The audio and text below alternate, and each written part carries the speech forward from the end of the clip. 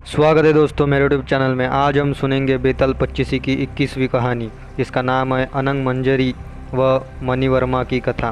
तो चलिए दोस्तों शुरू करते हैं। राजा विक्रमादित्य फिर उसी शीशम वृक्ष के निकट पहुंचा, बेताल को वृक्ष से उतारा और उसे कंधे पर लाद कर लौट पड़ा। मार्ग में बेताल फिर राजा को एक रोचक कथा सुनाई।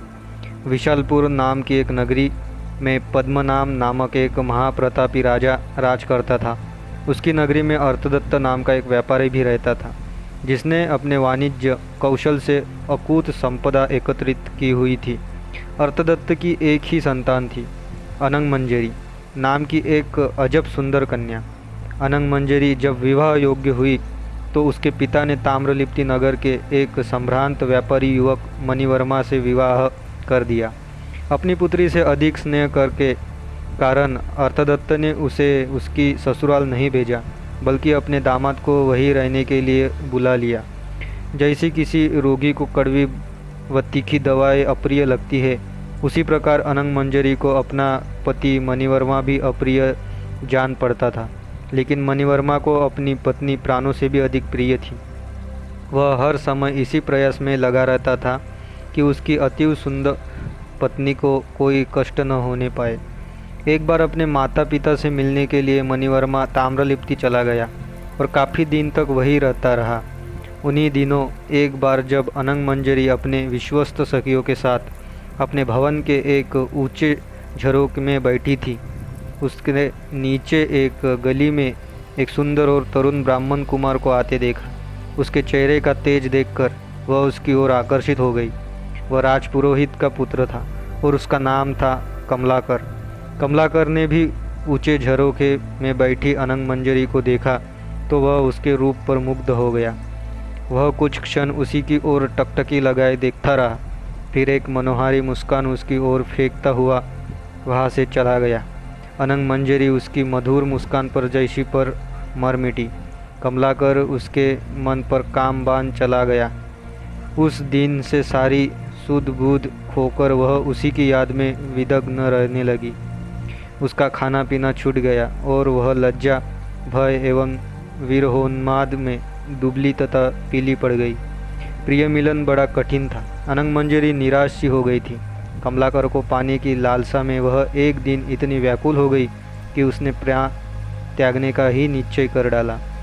एक रात वह चुपके से अपनी कुलदेवी चामुंडा के मंदिर में पहुंची और वहाँ देवी के सम्मुख हाथ जोड़कर विनती की, हे देवी, इस जन्म में तो कमलाकर को पति रूप में मैं पा न सकी, किंतु मुझे आशीर्वाद दो कि अगले जन्मों में वह मेरा पति हो। देवी के सन्मुख ऐसा कहकर उसने अपनी पिछोरी से एक फंदा तैयार किया और उसे एक अशोक वृक्ष की शाखा में लटका दिया। इसी बीच महल में जब उसकी अंतरंग सखी मालतिका की नींद खुली और उसने अनंग मंजरी को वहाँ न देखा तो वह उसे ढूंढने निकल पड़ी। मंदिर के समीप जब उसने अनंग मंजरी को अपनी गर्दन में फंदा डालते देखा तो वह घबरा उठी और दौड़ती हुई उसके समीप जा पहुंची। उसने उसके गले में फांसी का फंदा निकाला और व्यग्र स्वर में अनंग मंजरी से पूछा, सखी, ऐसी क्या बात हो गई जिसके कारण तुम अपनी जान देने पर तैयार हो गई? देखो, मैं तुम्हारी सखी हूँ, तुम्हारी हितैषी। मुझे अपना दुख बता दो, मैं अपने प्रयास से तुम्हारा दुख दूर करने की कोशिश करूँगी। तब अनंग मंजरी ने अपने मन की सारी व्यथा सुनाकर उससे कहा, सखी, मेरे हृदय में उस तरुण के न मिलने से विरह की अग्नि जल रही है। यदि तुम मुझे जीवित देखना चाहती हो तो मुझे मेरे प्रियतम से मिला दो।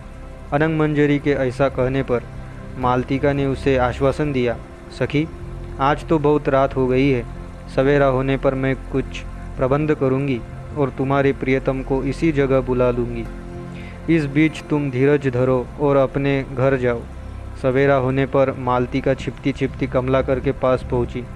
वह उस समय बगीचे में एक वृक्ष के नीचे चंदन जल से भीगे कमल पत्रों की शैया पर लेटा हुआ था। उसका एक घनिष्ठ मित्र जो उसके सारे रहस्य जानता था, काम ज्वाला में जलते हुए अपने मित्र को केले के पत्ते से हवा कर रहा था। यह दृश्य देखकर मालतिका ने सोचा कि क्या मेरी सखी अनंग मंजरी के विरह में ही इसकी यह दशा हो रही है। ऐसा सोचकर वह सत्य का पत्ता लगाने के लिए एक वृक्ष के पीछे छिप गई। उसी समय कमलाकर ने उस मित्र से कहा, मित्र, जरा देर तुम इस सुहावने बगीचे को देखकर अपना जी बहला लो और अपने हृदय में जलती हुई वीर वेदना की आग को ठंडा करके ही कोशिश करो। मैं अभी आता हूँ। ऐसा कहकर उसका मित्र जाने के लिए उद्यत हुआ, लेकिन उसे रोककर कमलाकर ने कहा, मित्र, कैसे बहलाओ अपने मन को? उस व्यापारी की कन्या ने मेरे मन को चुरा कर मुझे सुना कर दिया है। मेरे सुने हृदय को कामदेव ने अपने बाणों का तरकस बना दिया है। इसलिए तुम कोई ऐसा उपाय करो जिससे मैं उसे पा सकूं। कमलाकर की ऐसी बातें सुनकर मालतिका का संदेश जाता रहा। वह अपने छिपे स्थान से निकली और कमलाकर के समीप जाकर बोली, भद्र, मुझे अनंग मंजरी ने आपके पास भेजा है। उसने संदेश दिया है कि यदि शीघ्र ही आप उससे न मिले तो वह अपने प्राण त्याग देगी। आपके विरह में उसकी बहुत बुरी दशा हो रही है। शरीर सूख गया है और उसके चेहरे की कांति आभाहीन हो गई है। यदि आप उसे बचाना चाहते हैं तो ऐसे मैं कहूँ जैसा ही करो। इस पर विरह की आग में जलते हुए कमलाकर पर ग्लानि अमृत की वर्षा हो गई। उसने तुरंत उससे अपनी सहमति व्यक्त कर दी। तब मालतिका ने कहा, आज रात को मैं गुप्त रूप से अनंग मंजरी को उसके महल के बगीचे में ले आऊँगी। आप वहीं बाहर ठहरिएगा। उसके बाद मैं कोई उपाय करके आपको भीतर बुला लूँगी और इस तरह आप दोनों मनचाहा मिलन हो सकेगा। इस प्रकार मालतिका ने अपने बातों से उस ब्राह्मण पुत्र को प्रसन्न किया। अपना काम पूरा करके वह वापस लौटी और उसने अनंग मंजरी को भी आनंदित किया। उस रात जब वह कामी और उत्कंठित कमलाकर सज धज कर अपनी प्रिया के गृहोद्यान के दरवाजे पर पहुंचा तो मालतिका उसे युक्तिपूर्वक उस उद्यान में ले गई। कमलाकर ने अनंग मंजरी को एक आम्रकुंज की छाया में बैठे हुए देखा। बैठो ही जिस प्रकार छाया को देखकर खिल उठता है, वैसा ही कुछ हाल उस समय कमलाकर का हुआ। उसे देखकर कमलाकर का चेहरा खिल उठा। वह आगे बढ़ ही रहा था कि अनंग मंजरी ने उसे देख लिया। काम के आवेग में उसकी लज्जा नष्ट कर दी थी। उसने दौड़कर कमलाकर को गले से लगा लिया। कहा जाते हो मैंने तुम्हें पा लिया है, ऐसा कहकर अनंग मंजरी प्रलाप करने लगी। अत्यधिक प्रसन्नता के मारे उसकी सांस रुक गई और उसके प्राण जाते रहे। वायु से छिन्न लता के समान वह धरती पर गिर पड़ी। आहा, प्रेम का पंथ भी निराला है, जिसका परिणाम सदा दुखदायी ही होता है। यह आकस्मिक और भयावह वज्रपान देखकर हाय हाय यह क्या हो गया कहता हुआ कमलाकर भी मूर्छित होकर गिर पड़ा।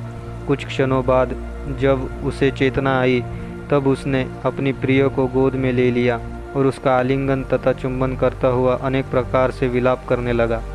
कठोर दुख की अधिकतम से वह इतना विकल हो गया कि पलक झपकते ही उसका हृदय फट गया और उसकी भी मृत्यु हो गई। मृत्यु को प्राप्त हुए दोनों प्रेमियों के लिए मालतिका जब शोक कर रही थी तब मानो शोक के कारण ही रात सी समाप्त हो गई। सवेरा होने पर बगीचे के रखवालों ने सारा समाचार जानकर उस दोनों के परिवार को लोग लज्जा, आश्चर्य, दुख और मोह से विकल होते हुए वहाँ आए। खेत से मस्तक झुकाए दोनों पक्ष के लोग बहुत देर तक इस दुविधा में पड़े रहे कि अब क्या करना चाहिए। सच है, बुरी स्त्रियां कुल को बिगाड़ने वाली और संतान प्रदायक ही होती है। इसी बीच उसका पति मणि वर्मा अनंग मंजरी के लिए उत्कंठित ताम्रलिप्ति से लौट आया।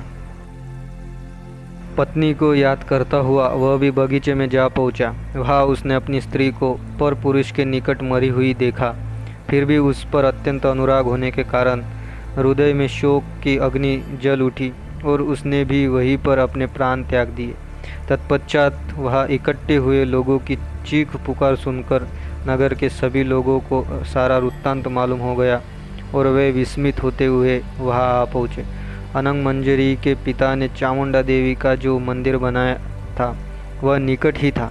यह दृश्य देखकर गणों ने देवी से निवेदन किया, हे देवी, अर्थदत्त ने ही यहाँ आपकी प्रतिष्ठा की है। यह व्यापारी सदा से ही आपका भक्त रहा है। अंत इस दुख के समय इस पर दया करे। गणों की प्रार्थना सुनकर देवी ने उन्हें पुनर्जीवित होने का आशीर्वाद प्रदान कर दिया। देवी की कृपा से वे तीनों ही इस प्रकार जीवित हो उठे मानो सोते से जाग पड़े हो।